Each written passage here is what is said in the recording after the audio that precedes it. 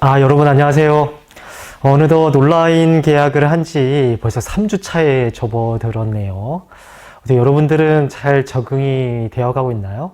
선생님은 아직도 잘 적응이 된 것 같지가 않아요. 약간 수업도 재미가 없고, 왜 재미가 없냐면, 선생님 여러분들과 이제 소통하면서, 소통이라고 해봤자, 우스갯거리 얘기도 하고, 또 여러분들 잘 이해가 되고 있는지 확인도 하고, 이런저런 예상치 못한 학급의 재미난 일, 이런 것도 수업의 큰 매력이었거든요. 근데 이렇게 카메라만 보고 또 여러분들은 컴퓨터 화면만 보고 수업이 진행되다 보니까 영 이게 수업의 맛이 안 나는 것 같아요. 언제 진짜 실제로 오프라인 계약을 할지 모르겠지만 어쨌든 그날까지 저도 여러분도 열심히 공부하고 있는 것으로 하겠습니다. 자, 우리 지난 시간에 공부했던 내용, 위진남북조 시대, 여기까지 공부했는데, 우리 지금까지 동아시아사 공부하면서 아마 벌써부터, 아마 1교시 혹은 2교시부터, 동아시아사 과목 정말 나랑 안 맞는구나. 이렇게 생각하는 학생들이 조금씩 강의가 늘어날수록 아마 많아질 거라고 생각이 들어요. 물론 어려워요. 한국사보다. 우리가 한국사 자체도 어려웠는데 외워야 될 내용 자체가 엄청나게 좀 많아졌죠. 또 가장 어려운 부분이 뭐냐면 한국의 역사만 외우겠는데, 일본의 역사만 외우겠는데, 중국의 역사만 외우겠는데, 이게 동시대 역사를 비교해서 외우려고 하다 보니까 엄청나게 헷갈리고 혼란스럽고 잘 기억에 남지도 않을 거예요. 또 중국과 일본의 용어 자체가 우리가 쓰던 용어와는 전혀 다르기 때문에 외우기도 상당히 힘들고. 그런데 여러분들 그걸 아셔야 돼요. 이게 동아시아사 과목이, 역사 과목이 재밌어서 공부하는 학생들도 분명히 있을 거예요. 하지만 그렇지 않은 학생들이 더 많으리려 봐요. 이 동아시아사 과목이 이 문과 학생 중에 선택하는 학생들이 그리 많지 않아요. 문과 학생들이 가장 많이 선택하는 과목은 여러분들 알고 있듯이 사회문화예요. 사회문화 과목이 여러분들 왜 가장 많은 학생들이 선택하시는지 여러분들 알고 있을 거예요. 쉽기 때문에. 공부하기 쉽기 때문에. 그렇기 때문에 여기서 발생하는 단점도 여러분들 알고 있죠. 바로 수능 문제에서 한두 개만 틀려도 등급이 확 떨어진다는 거예요. 또 똑같은 1등급이라 하더라도 사회문화에서 1등급과 바로 선생님이 가르치고 있는 동아시아사 과목에서 1등급은 그 가치가 달라요. 굳이 이게 제대로 된 비교인지 모르겠지만 비교를 한다면 국어 과목에서 1등급과 수학 과목에서 1등급 차이라고 생각하면 돼요. 동아시아사 과목은 사람들이 어렵다고 느끼기 때문에 선택하는 학생들도 적다 보니까 공부하기엔 상당히 어려울지 몰라도 사회문화의 과목에 투자해서 얻는 등급에 비해서 어찌 보면 동아시아사 과목이라는 교과를 공부하면서 얻어내는 등급이 좀 훨씬 수월하거나 훨씬 이득이 될지도 몰라요. 저도 뭔 소리 하는지 모르겠어요. 결론은 동아시아사 과목을 선택해서 내가 수능 시험을 치르게 된다면 분명 선생님 장담하는데 사회문화 혹은 여러 학생들이 선택해서 공부하는 교과보다는 등급 따기가 훨씬 쉽다는 거예요. 자, 여기서 거두절미하고 바로 지난 시간에 이어서 수업 시작하도록 하겠습니다. 자, 지난 시간까지 우리 수업한 내용을 선생님이 또 다시 한번 정리해 봤어요. 앞으로 매 시간마다 이렇게 정리하는 시간이 필요할 것 같아요. 왜냐하면 여러분들 정말 제 수업을 듣고 나서 빈 연습장 꺼내가지고 혼자서 복습하는 학생이 대다수일 거라고 믿고 싶지만 그렇지 않은 학생들이 훨씬 많을 거라는 거 선생님 장담하고 확신합니다. 아마 우리 동아시아 첫 시간에 나왔던 동아시아의 기후와 지형, 동아시아의 선사문화 이거 벌써 다 까먹었죠? 양사오 토기 기억나요? 조몬, 야요이 기억나요? 아마 허무두, 량주 아마 기억 안 나는 학생들이 더 많을 거예요. 자, 어쨌든 지난 시간에 공부했던 좀 혼란이 되었던 그 부분 다시 한번 되짚고 오늘 공부할 내용 이야기해 보도록 하겠습니다. 자, 우리 중국 최초의 왕조가 하나라와 상나라를 했죠. 그리고 이 상나라를 멸한 이 왕조가 서주와 동주는 춘추 전국시대라고 불렸죠. 그죠? 이 부분을 선생님이 그냥 하상주라고 간략히 써봤어요. 하상주라고. 요 시대 구분을 또 다 하다 보면 칠판에 써야 될 이 분량이 많아지기 때문에 하상주가 이제 중국의 고대 왕조라고 치고 동아시아사에서는 중요한 부분이 바로 이 춘추 전국시대를 통일한 진나라가 등장하고 난 이후에 한국, 일본 동시대의 역사 비교가 좀 나오기 시작해요. 자, 진이라고 하는 최초의 통일 왕조가 등장했을 때 북쪽의 유목민 중에 패권을 차지한 민족이 흉노부족이라고 했죠. 이 흉노부족과 싸움이 벌어지고 흉노부족의 재침을 막기 위해서 만리장성을 세웠다는 거 한번 알아봤고, 그죠? 그리고 한나라, 진이 단명하고 난 다음에 한나라가 등장하죠. 선생님 필기하기로는 전한, 신, 후한 이렇게 필기했는데 여기서는 그냥 한나라라고 통칭해 볼게요.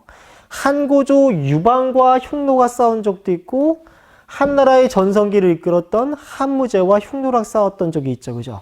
이때 한고조랑 싸웠을 때는 한고조가 정말 개망신을 사로잡히기까지 해가지고 매년 공물과 공녀, 한나라의 이제 공주를 공녀로 갖다 바치는 식으로 해가지고 흉노와 화친을 맺는 약간 중국인들 입장에서는 상당히 치욕스러운 사건이 벌어졌다고 했죠.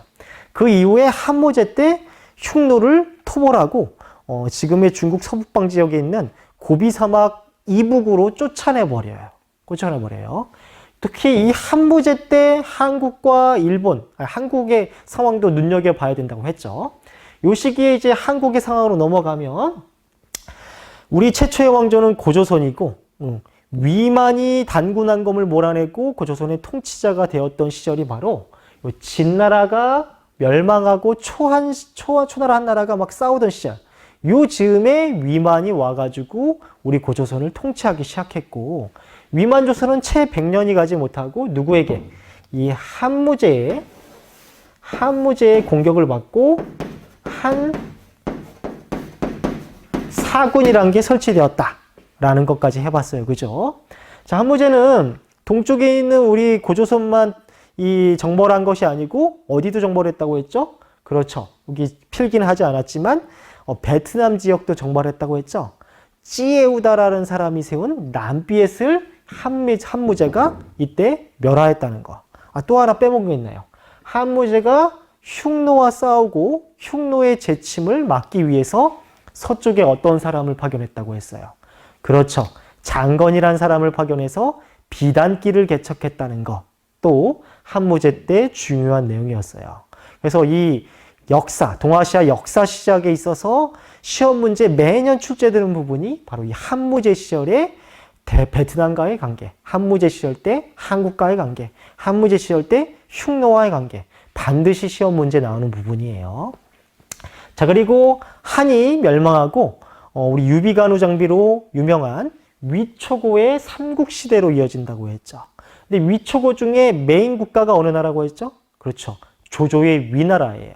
이 위에 의해서 총나라, 오나라가 멸망하게 되고 결국 또 위나라에서도 쿠데타가 일어나가지고 조시성을 가진 사람이 원래 왕족이었는데 사마시성을 가진 이 왕족으로 바뀌게 돼요.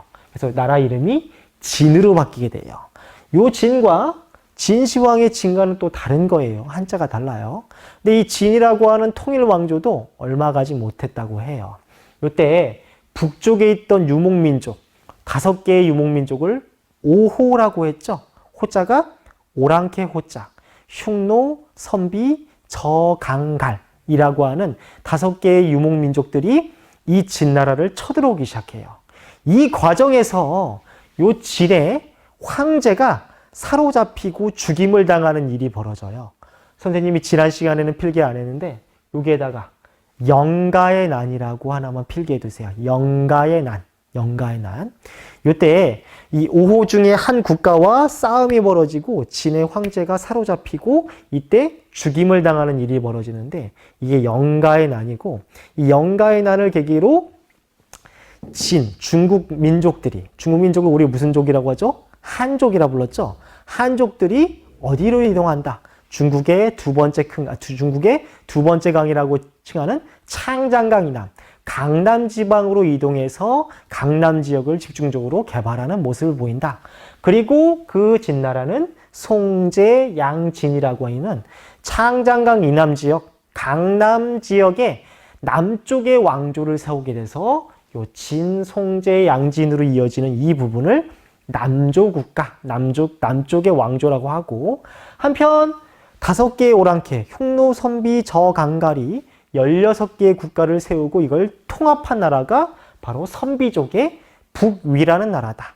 북이라는 나라는 유목민족의 국가로서 어느 민족의 문화와 융화되려고, 중국의 문화와 융화되기 위해서 오랑캐가 쓰던, 유목민족이 쓰던 호성, 호어, 호복들을 전부 다 금지시키고 중국 복장, 중국 성씨를 사용하도록 했죠. 이런 북이 효문제의 한화 정책으로 중국 민족의 문화와 유목민족의 문화가 합쳐지게 된다라는 것 해봤어요. 하지만 북이도 얼마 가지 못하고 동이와 서위로 쪼개지고, 또 동이와 서위는 북제, 북주로 이어지게 돼요.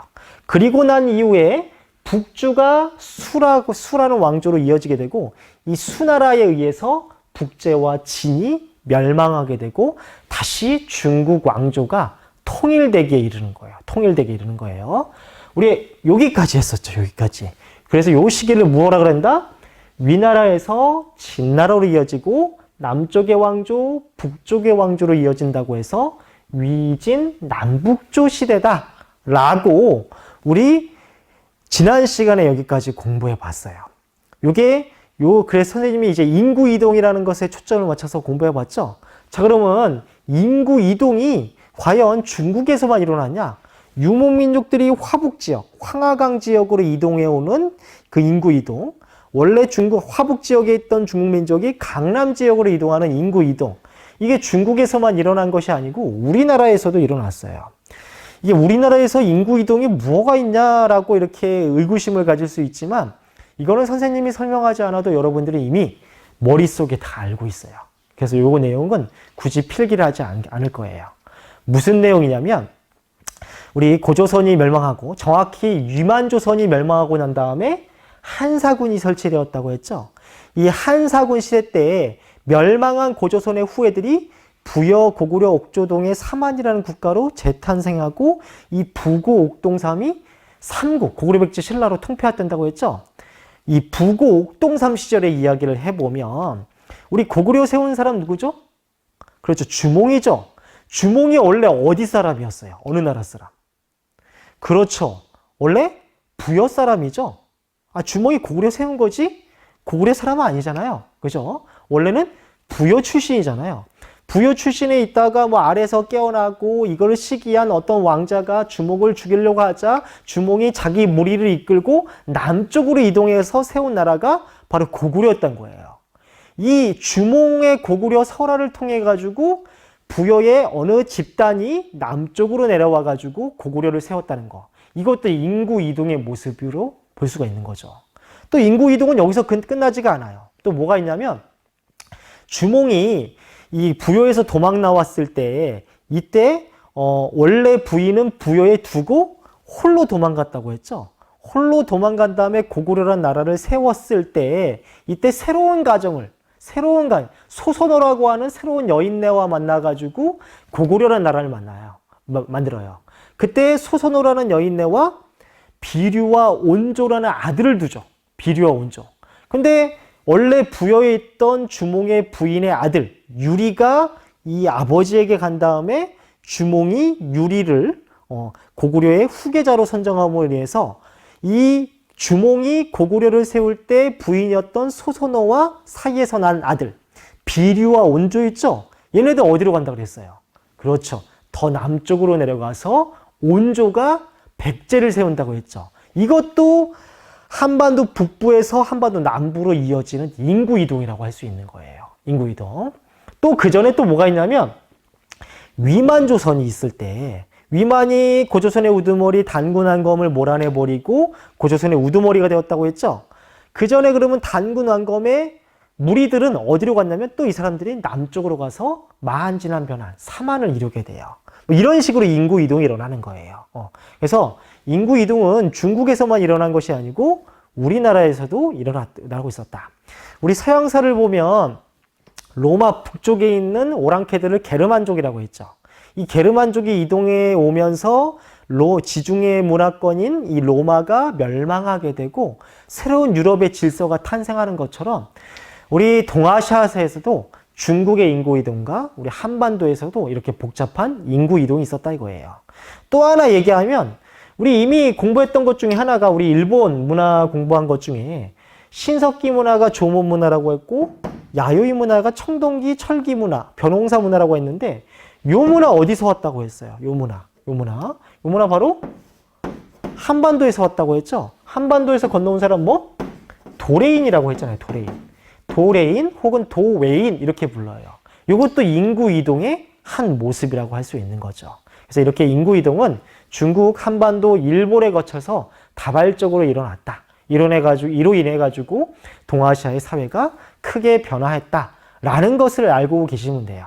자, 그러면 우리 지난 시간에 위진남북조의 역사에 대해서 공부해 봤는데 이 시기에 북쪽의 유목민족 한국, 일본은 어떻게 역사가 전개됐는지 한번 알아보도록 할게요. 자, 그러면 위진남북조 그 다음에 수라고 하는 통일왕조가 등장하는데 이 수라고 하는 통일왕조의 특징도 한번 몇 가지 한번 써보도록 할게요. 먼저 이 수라고 하는 통일왕조는 균전제라고 실수했어요. 균전제. 글씨 잘 보이는지 모르겠어요. 균전제가 균등할 균자, 밭전자.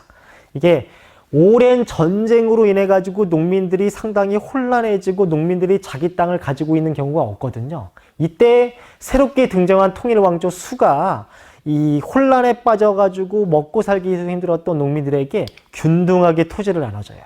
하지만 세상에 공짜는 없겠죠.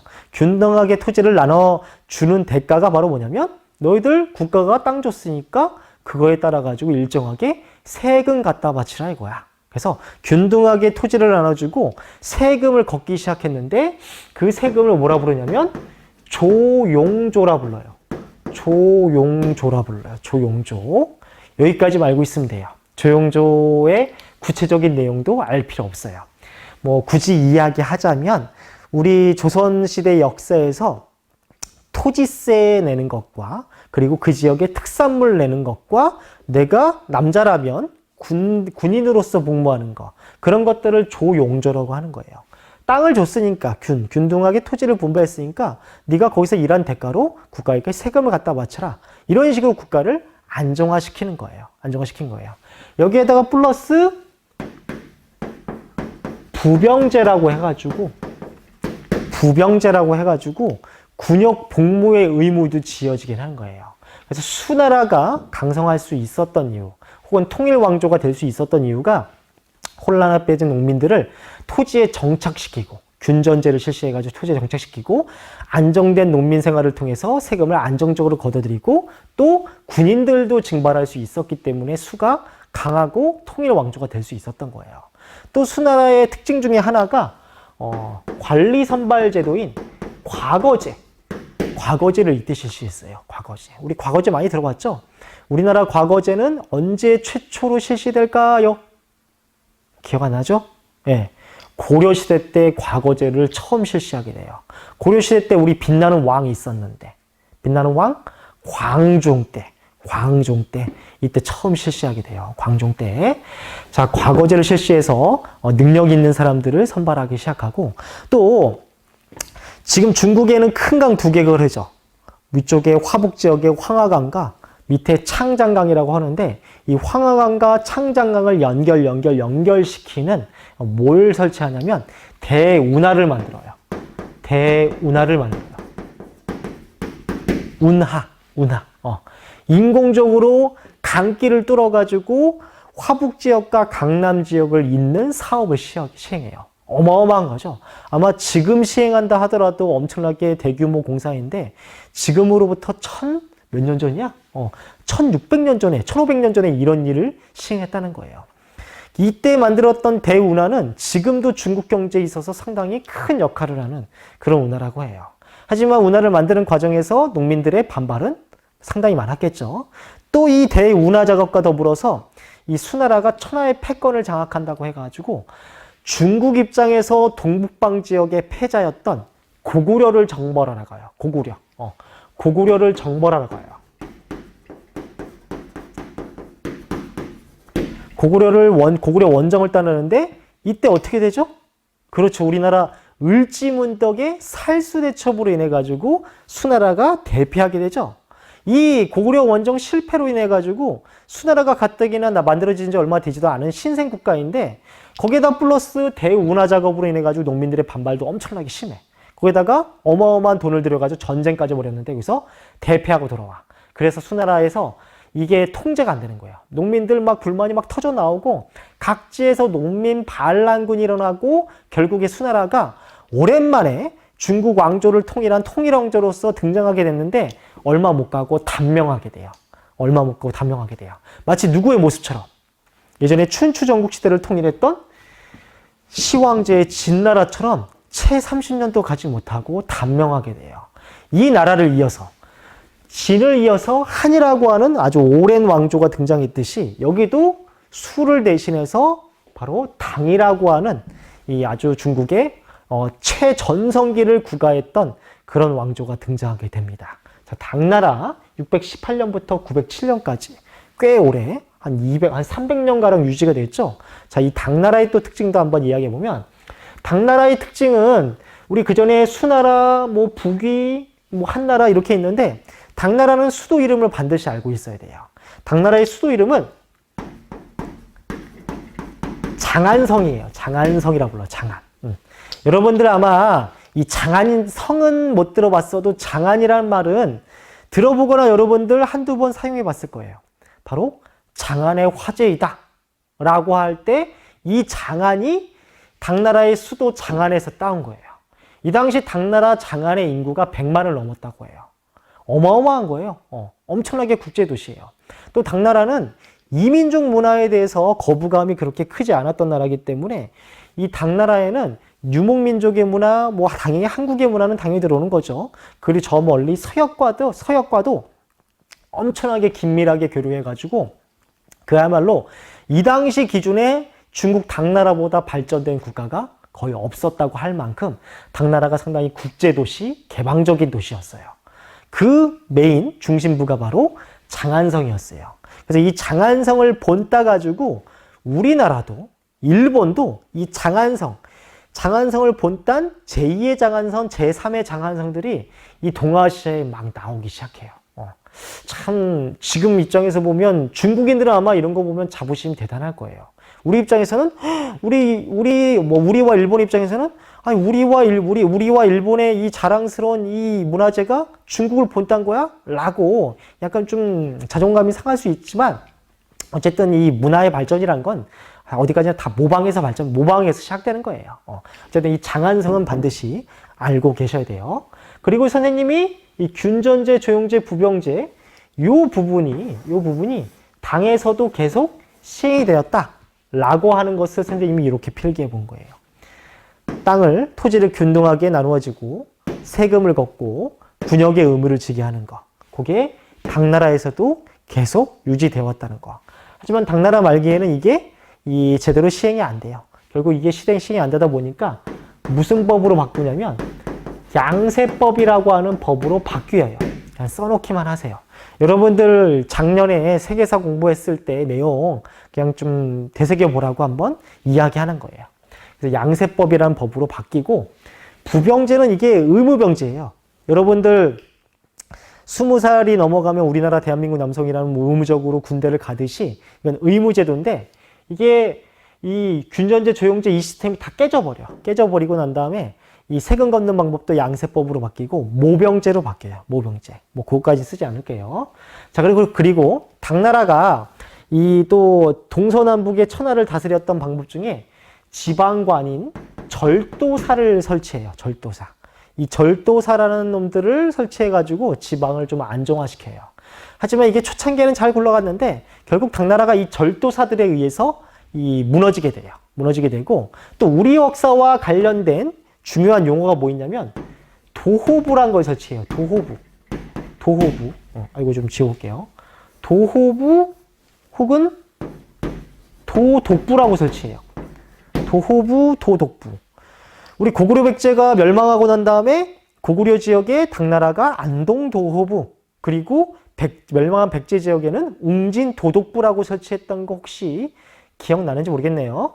그런 도호부와 도독부를 동서남북에 설치해가지고 이 중국 입장에서는 오랑캐들을 약간 좀 안정화시킨 거예요. 이런 식으로 당나라가 좀 안정화됐어요. 그러다가 아까 방금 선생님이 이야기했죠. 지방을 통제했던 지방간인 이 절도사들을 설치해가지고 초창기에는 어느 정도 제국이 안정화됐지만 이 절도사들의 반란으로 인해가지고 당나라가 무너지게 돼요. 이 절도사들의 대표적인 난이 뭐가 있냐면 안사의 난이라고 있어요. 안사의 난. 이 안사의 난이 알록산과 사상명이라는 두 사람의 앞글자를 따가지고 일으킨 난인데 이 안사의 난으로 이 당이 흔들리기 시작해요. 당이 흔들리고 막판에는 황소의 난이라고 있어요. 황소는 사람 이름이에요. 황소의 난이라고 해가지고 결국 무너지게 돼요. 여기까지가 이 중국의 고대사라고 할 수 있어요. 고대사. 자, 그럼 여기까지 중국사를 공부해봤고 뭔가 화면이 갑자기 바뀌었죠. 이렇게 좀 두 개의 동영상을 갑자기 갖다 붙였는데 그런 이유가 제가 수업을 하다가 동영상이 끊겼어요. 그래서 갑자기 필기도 나왔죠. 어느 순간 넘어가가지고 이 부분 다시 이어서 수업을 할게요. 자, 어디까지 수업을 했냐면 요 안사의 난까지 영상이 잘 촬영이 되었는데 그 다음에 촬영이 잘 안 됐어요. 그 다음에 이제 돌궐을 이야기해 볼 텐데 갑자기 이제 돌궐 튀어나오니까 좀 당황스럽죠. 저도 이 동영상 찍다가 이런 적은 처음인데 자, 다시 한번 설명할게요. 자, 중국의 통일왕조 수와 당으로 이어졌는데 이 시기에 북쪽과 그 다음에 한반도 일본과의 관계를 한번 이야기해 보도록 할게요. 자, 우리 중국의 이 북쪽 만리장성 이북 지역에는 원래 흉노라고 있었죠. 근데 이 흉노가 이제 쇠퇴하고 북쪽의 유목민족의 대표자로서 돌궐부족이라고 등장을 하게 돼요. 돌궐부족. 이 돌궐부족, 얘네들은 아직도 돌궐의 후예라고 자처하고 있는 국가가 있어요. 바로 우리 한국과 형제 국가라고 이야기하고 있는 터키 있죠? 이 터키가 바로 돌궐의 후예라고 해요. 원래는 동아시아사의 한 유목민족이었는데 이들이 서쪽으로 이동하면서 서양사, 정확히 말하면 이슬람사에 편입되게 돼요. 그 전에 이제 돌궐 역사에 대해서 알아볼 텐데 돌궐도 그 전에 흉노도 유목민족이에요. 근데 그 전에 흉노에게 중국이 혼쭐 났던 적이 있었죠. 그만큼 이 중국 민족에서 중국 민족에게는 이 만리장성 이북 지역에 있는 이 유목민족이 상당히 큰 골칫거리였어요. 돌궐도 상당히 큰 골칫거리였어요. 그럼 이 당시 돌궐은 단순히 이제 골칫거리 이상을 넘어서서 중국 왕조를 정말 좌지우지할 정도로 상당히 강력한 유목민족이었다고 해요.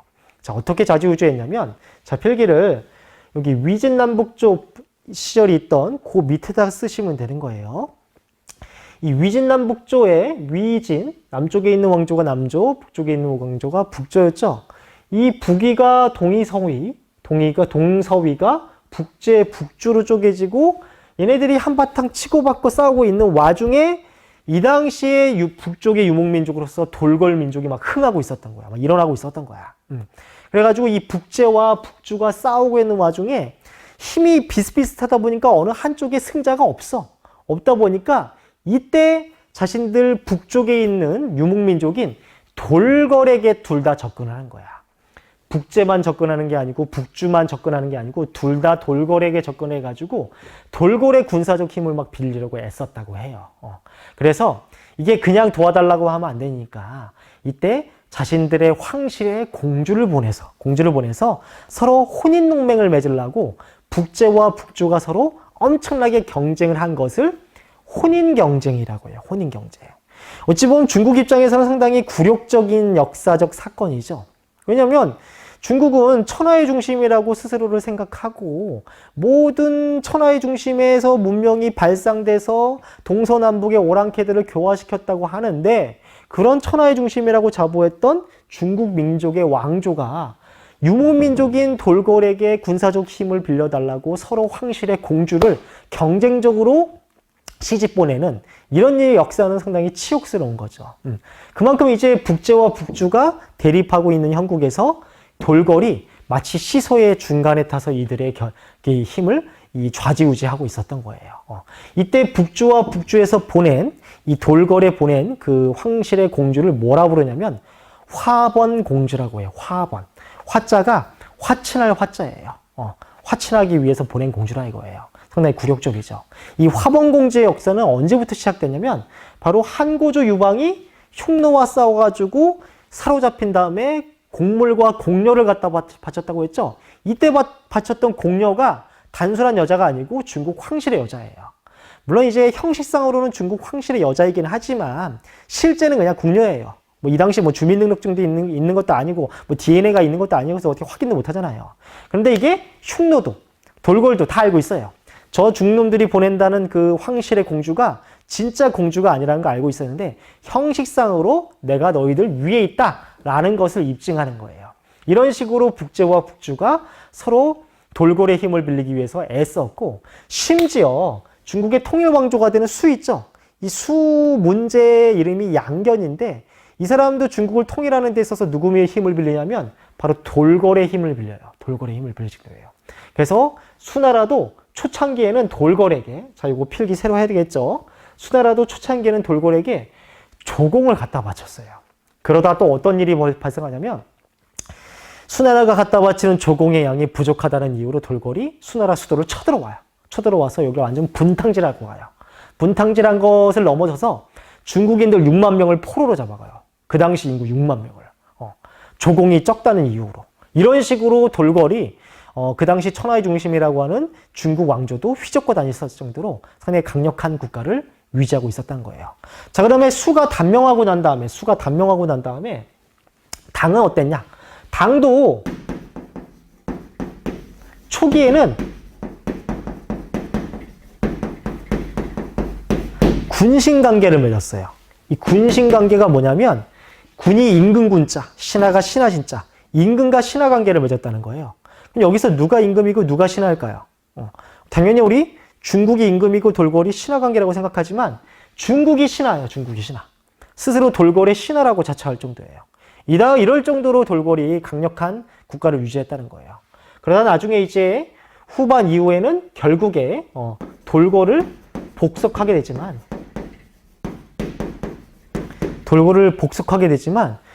당 초기까지만 하더라도 이 돌궐은 단순한 유목민족을 넘어서 중국 왕조를 좌지우지할 정도로 강력한 국가였다라는 거. 이 돌궐이 시험 문제 아주 잘 나와요. 왜냐하면 우리 동아시아사라고 하면 중국, 한국, 일본 이 세 나라 역사만 시험 문제 나온다고 생각하고 이 흉노와 돌궐에 대해서 공부를 소홀히 하는 경향이 있어요. 그래서 이 돌궐이 시험 문제 잘 나온다고 해요. 자, 그리고 이 당시 이제 위진남북조 시절 때 우리 한반도의 역사, 한국사는 이미 공부한 거예요. 공부한 거기 때문에. 근데 이 위진남북조 시대 때 한반도 역사가 대체 어느 즈음인지 이게 감이 잘 안 와요. 감이 안 오기 때문에 이거 한번 얘기해 볼게요. 요때 고구려 백제 신라 중에 고구려는 최전성기를 이루었어요. 요 위진남북조 시절 북이가 북조를 통일한 시기가 439년이죠. 요 시기가 5세기예요, 5세기. 한반도에서 5세기 전성기를 이끈 국가가 어디죠? 우리 한반도 고구려 백제 신라 중에 전성기를 이끈 순서 한번 이야기해보면 가장 먼저 백제가 먼저 전성기를 이끌죠. 백제 어느 왕? 근초고왕. 그 다음에 5세기는 광개토대왕과 아주 오래 산 왕이잖아요. 그렇죠. 장수왕 있죠? 장수왕의 시절이 바로 요 시기예요. 이 장수왕의 시절이 이 남북조로 쪼개졌던, 중국이 남조와 북조로 쪼개져 있던 시절이 장수왕 시절이에요. 그래서 이 장수왕의 고구려는 중국의 남조와 북조와 서로 교류를 했어요. 중국이 남쪽과 북조로 쪼개져 있는 상황을 기묘하게 이용해서 이 서로 간의 경쟁을 더욱더 부추기는 역할을 고구려가 했다는 거예요. 마치 돌궐이 북제와 북조를 가지고 놀듯이 이 당시 고구려 장수왕도 중국의 남조와 북조와 전부 다 교류하면서 둘이 은근히 경쟁하기를 바란 거예요. 둘이 경쟁하면 중국이 고구려를 쳐들어올 가능성이 있을까 없을까요? 없겠죠. 왜 지네끼리 싸우다 보니까. 근데 중국이 통일 왕조가 되면 우리를 쳐들어올 가능성이 있겠죠. 바로 언제 쳐들어와요? 수가 통일하고 난 다음에 바로 쳐들어오잖아요. 또 그 전에 역사도 있어요. 언제냐면 진나라에 의해서 한 나라로 통일되었을 때 한무제가 우리나라 쳐들어왔잖아요. 그러니까 우리 역사를 보면 중국의 통일 왕조가 만들어지는 것보다는 중국이 분열 혼란되었을 때 우리 민족이 흥했어요. 반면에 중국의 통일 왕조가 생겼을 때는 우리는 항상 큰 위험이 도사리고 있었죠. 그래서 이때 중국이 위진남북지로 쪼개졌을 때 고구려는 오히려 이 상황이 상당히 좋은 기회였죠. 그러니까 중국이 고구려를 침공할 가능성이 없어. 그러니까 장수왕이 안정적으로 어디로? 그렇죠. 남쪽으로 수도를 옮기는 무슨 정책? 남진 정책을 펼칠 수가 있었죠. 남진 정책을 펼칠 수가 있었던 거예요. 남진 정책. 자, 그 다음에 백제는 뭐하고 있었냐? 백제는 이 당시에 누구랑 교류하고 있었냐면 남조와 교류하고 있어요. 남조. 남조와 교류하고 있었어요. 원래 백제는 수도가 서울이었잖아요. 위례성이라고. 근데 장수왕이 남진 정책 펼치다 보니까 수도를 빼앗기게 되죠. 그래서 이때 고구려 좀 혼내켜달라고 백제가 북쪽의 왕조들에게 구원 요청을 하는데 이걸 안 들어줘요. 안 들어줘. 그래서 백제가 북조와 교류를 끊어버리고 남쪽의 왕조와 교류를 하는데 이때 남쪽의 왕조와 교류를 어느 나라랑 했냐면 바로 요 양나라랑 했어요. 양나라. 양나라랑 했어요. 양나라. 그래서 이 양나라의 영향을 받고 이때 백제 왕이 무령왕인데 무령왕의 무덤이 바로 중국식 무덤이에요. 그 중국식 무덤이 벽돌 무덤이라는 거예요. 벽돌 무덤. 무령왕의 벽돌 무덤. 그 무령왕의 벽돌 무덤이 이때 남조와 교류하면서 나타난 흔적이에요. 신라는 크게 볼 거 없어요. 신라는 백제가 중계, 백제가 중매를 서져서 남조와 똑같이 교류했어요. 남조와 교류했고 신라는 나중에 결국에 진흥왕 때 전성기를 차지하죠. 진흥왕 때 전성기를 차지하면서 백제, 그전에는 백제가 백제가 중매를 맺어가지고 남조와 교류했는데 신라가 진흥왕 때 한강 유역을 독차지하게 되고 이때 남북조 모든 국가와 교류하게 돼요. 이렇게 알아봤고. 그 다음에 이 수나라 때 중요한 역사가 또 있죠. 바로 이거 한 번 더 강조할게요. 수나라 때 고구려 원정. 고구려 원정으로 고구려를 침략하고 이때 고구려가 을지문덕의 살수대첩으로. 요 아래다 써야 되는데 공간이 없기 때문에 선생님이 여기다 쓸게요. 여기다. 요 고구려 원정으로 생긴 게 살수대첩. 을지문덕. 요거 한번 써볼게요. 그리고 이제 당나라로 중국 왕조가 바뀌게 되죠. 이 당나라 이야기는 다음에 해볼게요. 이게 선생님이 이 수업량을 조절하는데 좀 실패한 것 같아요. 원래는 이 당나라 시절 때 우리나라 이야기도 하고 일본의 역사도 한번 이야기했어야 되는데 이게 생각보다 복습을 하고 여러분들에게 충분히 이해가 되는지 설명이 잘 전달되었는지 확인하는 과정에서 시간이 너무 오래 걸리는 것 같아요. 자, 오늘 했던 내용 한번 복습을 해볼게요. 위진남북조는 결국 수라고 하는 통일왕조로 이어지는데 수의 특징은 이런 특징이 있었다. 그리고 수는 오래가지 못하고 단명하게 되는데 그 뒤를 당나라가 잇게 되었습니다. 당나라의 수도 반드시 알아야 되는 데죠. 장안성이라고. 이 장안성을 본따서 한국과 일본의 제2의 제3의 장안성이 등장하게 되는데 그건 다음 시간에 알아보도록 하고, 자, 그럼 이렇게 위진남북조 수당으로 이어지는 시기에 북쪽에 있는 유목민족의 판세가 변했다고 했죠. 흉노를 이어서 돌거리라고 하는 유목민족이 등장하게 되고 이 돌거리라고 하는 유목민족들이 중국 왕조를 좌지우지했다는 거. 북제와 북주가 서로 돌거리에게 힘을 빌려달라고 공주를 보내는 혼인 경쟁이 벌어졌고 수나라도 매년 돌거리에게 조공을 갖다 바쳤고 당나라 초기 때는 이 당나라가 스스로 신하라고 자처하면서 돌거리에게 바짝 엎드리는 모습을 보였어요. 그리고 이 당시 고구려는 남북조로 쪼개져 있는 중국의 이런 대립 상황을 이용해서 남진 정책을 펼쳤다는 거. 그리고 백제는 이 당시 남조의 양나라와 교류해서 영향을 받은 벽돌 무덤이 등장했다는 것까지 해보았습니다. 자, 여기까지 오늘 수업 마무리하도록 하겠습니다. 고생하셨습니다.